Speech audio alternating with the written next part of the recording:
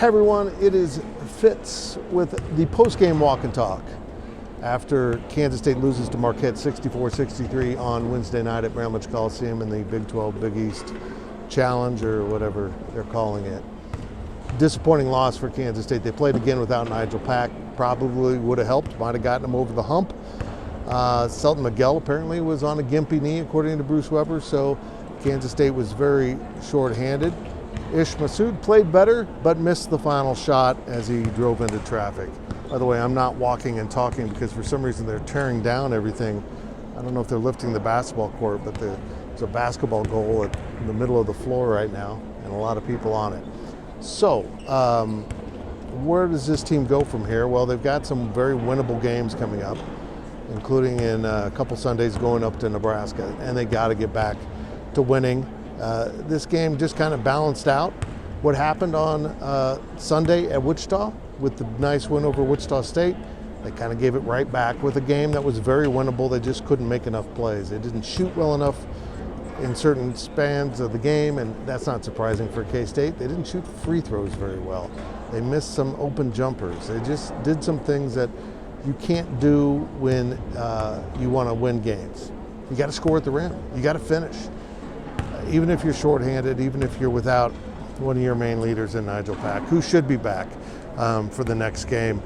He did do shoot around today. I was told that, but they decided that he wasn't quite good enough with his concussion protocol to clear him for the game, so he couldn't play.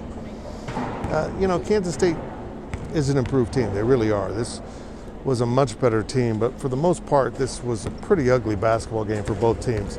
And I think the remarkable thing about this game was the fact that Kansas State only hit six 25 three-pointers, and I still can't believe this. I'm looking at it. Marquette shot 37 three-pointers, hit 11. It was unbelievable. 11 turnovers for each team, but again, K-State might show 7 of 10 from the free throw line, but there was a front end of a one-on-one. There was a couple misses there that they really needed in the course of this game. K-State ended up shooting 39% from the field. Marquette shot 41, as there weren't many fouls called in the game. In fact, K-State had a foul 3 times towards the end just to get Marquette into the one-on-one, because there wasn't a whole lot of driving to the basket, a lot of standing outside and shooting. And for the most part, K-State took good shots. They weren't contested shots. There was a couple that I probably would want back, Mike McGurl in mind, but then Mike turned around and hit a huge 3 at the end of the game, which was kind of a circus shot. There wasn't many alumni fans here, and I'll get into that with a daily delivery, but I thought the students were absolutely incredible, and I'm worried about attendance going forward from here. But I will say this. This team has more options. This team has more scores.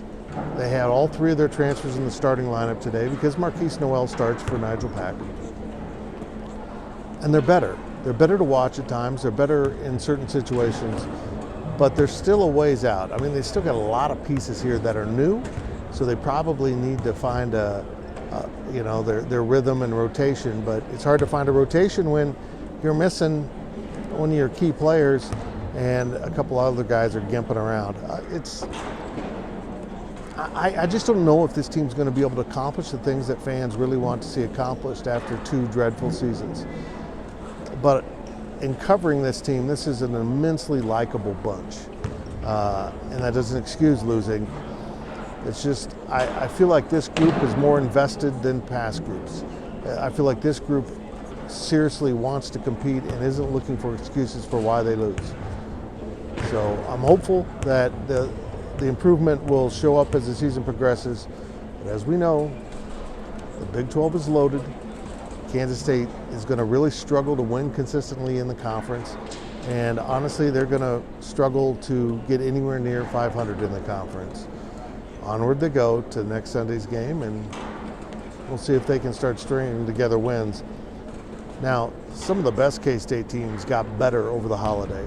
When school was out, players just worried about basketball and taking care of their bodies, and that's an opportunity to get a lot better. And maybe this team will get there, because with so many new pieces, they need some time to progress, get used to each other, get on the same page. We will see. 64-63, K-State loses to Marquette. Very disappointing loss in a very competitive and entertaining, although not really cleanly played game. I'm Fitz. Make sure you're subscribing to our YouTube channel. Make sure you're subscribing to GoPowercat.com if you're a K-State fan. And of course, stop by and check out our daily deliveries. We do about 5 a week. Have a lot of fun with them. Got some good stuff coming later in the week.